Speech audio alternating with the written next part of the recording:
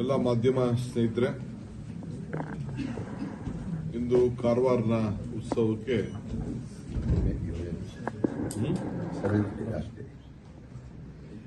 ಬಹಳ ದಿನದಿಂದ ಜಿಲ್ಲಾ ಮಂತ್ರಿಗಳು ಮತ್ತು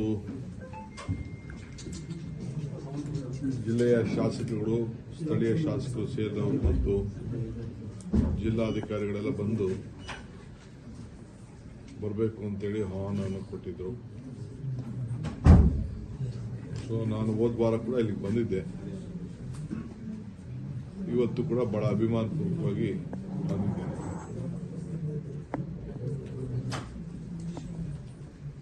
ಯಾರನ್ನ ಕಳಿಸ್ರಿ, ಸ್ವಲ್ಪ ಮಾತಾಡ್ತಾ ಇರೋದನ್ನ ಯಾರು ನೋಡಿ ಮಾತಾಡ್ತಾರೆ ಕಳಿಸಿ.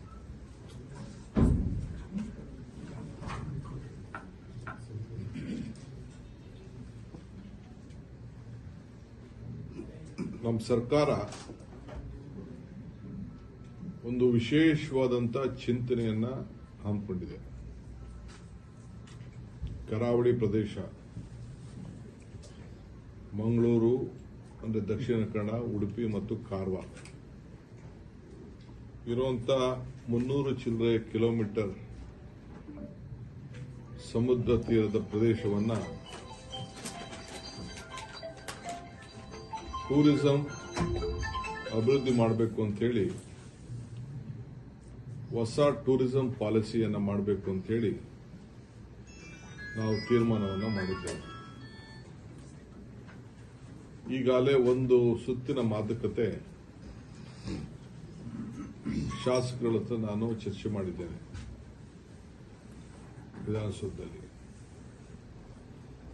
ಈಗ 10ನೇ ತಾರೀಕು ಮಂಗಳೂರಿನಲ್ಲಿ 3 ಜಿಲ್ಲೆಯ ಜಿಲ್ಲಾಧಿಕಾರಿಗಳು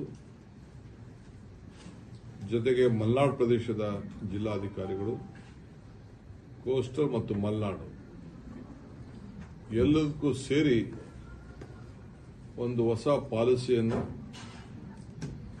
ಟೂರಿಸಂ ಡೆವಲಪ್ಮೆಂಟ್ ಮಾಡಲಿಕ್ಕೆ, ಪಬ್ಲಿಕ್ ಪ್ರೈವೇಟ್ ಪಾರ್ಟ್ನರ್ಶಿಪ್ನಲ್ಲಿ ಅಭಿವೃದ್ಧಿಯನ್ನು ಮಾಡಲಿಕ್ಕೆ ಮತ್ತು ಖಾಸಗಿಯವರು ಕೂಡ ಹೆಚ್ಚಿಗೆ ಇನ್ವೆಸ್ಟ್ ಮಾಡಿ ಉದ್ಯೋಗಗಳನ್ನು ಸೃಷ್ಟಿ ಮಾಡಲಿಕ್ಕೆ ಕಾರ್ಯಕ್ರಮವನ್ನು ರೂಪಿಸ್ತಾ ಇದ್ದೇವೆ. ಈಗಾಗಲೇ ಮಂಗಳೂರಿನಲ್ಲಿ, ಉಡುಪಿ ಇರ್ಬೋದು, ಕಾರವಾರ ಇರ್ಬೋದು, ನಮ್ಮ ಯುವಕರು ಮುಂಬೈ, ಗೋವಾ, ಬೆಂಗಳೂರು ಮತ್ತು ಸೌದಿ ಕಡೆ ಬಹಳ ಪ್ರಯಾಣ ಮಾಡ್ತಾ ಇದ್ದಾರೆ. ನಮ್ಮ ಯುವಕರ ಶಕ್ತಿ ಏನಿದೆ, ಮಾನವ ಸಂಪನ್ಮೂಲದ ಶಕ್ತಿ, ಅದನ್ನು ನಾವಿಲ್ಲೇ ಇದನ್ನು ಬಳಸ್ಕೊಳ್ಬೇಕು ಅನ್ನೋ ದೃಷ್ಟಿಯಿಂದ ಮತ್ತು ಇಲ್ಲಿರುವಂಥ ಒಂದು ನೈಸರ್ಗಿಕ ಸಂಪತ್ತನ್ನು ಸರಿಯಾದ ರೀತಿಯಲ್ಲಿ ಬಳಸ್ಕೊಳ್ಬೇಕು. ಈಗಾಗಲೇ ನಾವು ಮಂಗಳೂರು ಏರ್ಪೋರ್ಟು ಅಂತಾರಾಷ್ಟ್ರೀಯ ಮಟ್ಟಕ್ಕೆ ಹೋಗಿದೆ. ಶಿವಮೊಗ್ಗ ಏರ್ಪೋರ್ಟು ಪ್ರಾರಂಭ ಆಗಿದೆ. ಕಾರವಾರ ಏರ್ಪೋರ್ಟ್ ಕೂಡ ಈಗಾಗಲೇ ನಾವು ನಮ್ಮ ಕ್ಯಾಬಿನೆಟ್ ಅಲ್ಲಿ ಅದಕ್ಕೆ ಹಣ ಕೊಡುವಂಥದ್ದು, ಭೂಮಿ ಕೊಡುವಂಥದ್ದು, ಪರಿಹಾರ ಕೊಡುವಂಥದ್ದು ಎಲ್ಲ ಕೂಡ ತೀರ್ಮಾನವನ್ನು ಮಾಡಿ ನಮ್ಮ ಕೇಂದ್ರದ ನೇವಿ ಅವ್ರ ಜೊತೆ ಒಪ್ಪಂದವನ್ನು ಮಾಡಿಕೊಂಡು ನಾವು ಇಲ್ಲಿ ಅಭಿವೃದ್ಧಿಯನ್ನು ಮಾಡಲಿಕ್ಕೆ ಈಗಾಗಲೇ ತೀರ್ಮಾನವನ್ನು ಮಾಡಿದ್ದೇವೆ. ಇದು 10ನೇ ತಾರೀಕು ನಡೆಯುವಂತ ಏನು ಈ ಸಭೆಗೆ ತಮ್ಮ ಮುಖಾಂತರ ನಾವು ಎಲ್ಲ ಇಂಪಾರ್ಟೆಂಟ್ ಇನ್ವೆಸ್ಟರ್ಸ್ ಯಾರು ಇದ್ದಾರೆ, ಹೊರಗಡೆ ದೇಶದಿಂದ ಕೂಡ ಕೆಲವರೆಲ್ಲ ಇಲ್ಲಿ ಆಸಕ್ತಿ ಇಟ್ಕೊಂಡಿರೋರಿಗೆ ನಾವು ಆಹ್ವಾನವನ್ನು ಕೂಡ ಮಾಡ್ತಾ ಇದ್ದೀವಿ. ಸೊ ಅವರು ಬಂದು ಅವರ ಅಭಿಪ್ರಾಯವನ್ನು, ಅವ್ರು ಏನು ಬೇಡಿಕೆ ಇದೆ, ಅವ್ರಿಗೆ ಯಾವ ರೀತಿ ನಾವು ಸಹಕಾರ ಕೊಡ್ಬೋದು ಅನ್ನೋದು ಕೂಡ ಅವ್ರಿಗೆಲ್ಲರೂ ಕೂಡ ನಾವು ಆಹ್ವಾನವನ್ನು ಕಳಿಸ್ತಾ ಇದ್ದೇವೆ. ಎಲ್ಲ ಜಿಲ್ಲಾ ಮಿನಿಸ್ಟರ್ಸ್ಗೆ, ಉಡುಪಿ ಇರ್ಬೋದು, ಕಾರವಾರ ಇರ್ಬೋದು, ನಮ್ಮ ಮತ್ತು ಮಂಗಳೂರು ಅವರು ಕೂಡ ನೀವು ಯಾರು ಅದಕ್ಕೆ ಇನ್ವೆಸ್ಟರ್ಸ್ ಇದ್ದಾರೆ ಅವರು ಕೂಡ ನೀವು ಆಹ್ವಾನವನ್ನು ತಿಳಿಸಿ ಅಂತ ಹೇಳಿದ್ದೇವೆ. ನಾನು ಮತ್ತು 4 ಜನ ಡಿಸ್ಟ್ರಿಕ್ಟ್ ಮಿನಿಸ್ಟರ್ಸ್ ಏನಿದ್ದಾರೆ ಮತ್ತು ಟೂರಿಸಂ ಮಿನಿಸ್ಟರ್ ಏನಿದ್ದಾರೆ ನಾವೆಲ್ಲ ಕೂಡ ಪಾರ್ಟಿಸಿಪೇಟ್ ಮಾಡ್ತಾ ಇದ್ದೀವಿ. ನಾನೇ ಅದರ ಜವಾಬ್ದಾರಿಯನ್ನು ತೆಗೆದುಕೊಂಡಿದ್ದೇನೆ. ಇದರ ಜೊತೆಗೆ ನಮ್ಮ ಸ್ಪೀಕರ್ ಅವರು ಕೂಡ ನಮ್ಮ ಈ ದಕ್ಷಿಣ ಕನ್ನಡ ಜಿಲ್ಲೆಯವರಾಗಿದ್ದರಿಂದ ಅವ್ರಿಗೂ ತಿಳಿಸ್ತಾ ಇದ್ದೇನೆ. ಮತ್ತು ನಮ್ಮ ಸಂಸತ್ ಸದಸ್ಯರು ಕೂಡ ಮತ್ತು ಸ್ಥಳೀಯ ಕೌನ್ಸಿಲ್ ಮೆಂಬರ್ಸ್ಗೂ ಕೂಡ ಆಹ್ವಾನವನ್ನು ಕೂಡ ಸಲ್ಲಿಸಲಿಕ್ಕೆ ಜಿಲ್ಲಾಧಿಕಾರಿಗಳಿಗೆ ಸೂಚನೆಯನ್ನು ಕೂಡ ನಾನು ಕೊಡ್ತಾ ಇದ್ದೇನೆ. ಎಲ್ಲ ಶಾಸಕರು ಸ್ವಲ್ಪ ಇರ್ತೀರಾ? ಅರ್ಜೆಂಟ್ ಇದೆಯಾ? ಅರ್ಜೆಂಟ್ ಇದ್ರೆ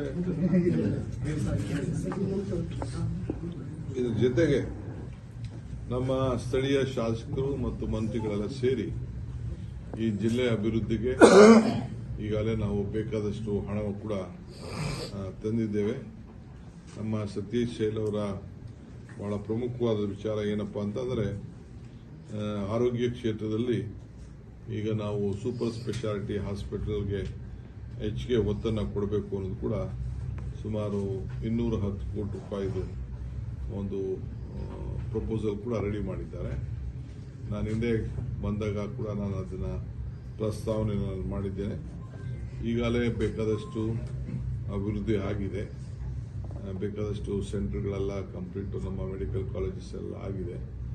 ಇನ್ನು ಎಲ್ಲೆಲ್ಲಿ ಕೆಲವು ಅನ್ಫಿಟ್ ಬಿಲ್ಡಿಂಗ್ ಎಲ್ಲ ಹೊಡೆದಾಕ್ಬಿಟ್ಟು ಹೊಸದಾಗಿ ಮಾಡಲಿಕ್ಕೆ ಕೂಡ ಈಗಾಗಲೇ ಯೋಜನೆ ಕೂಡ ತಯಾರಾಗ್ತಾ ಇದೆ. ಇದು ಒಂದು ಬಹಳ ಪ್ರಮುಖವಾದ್ದು.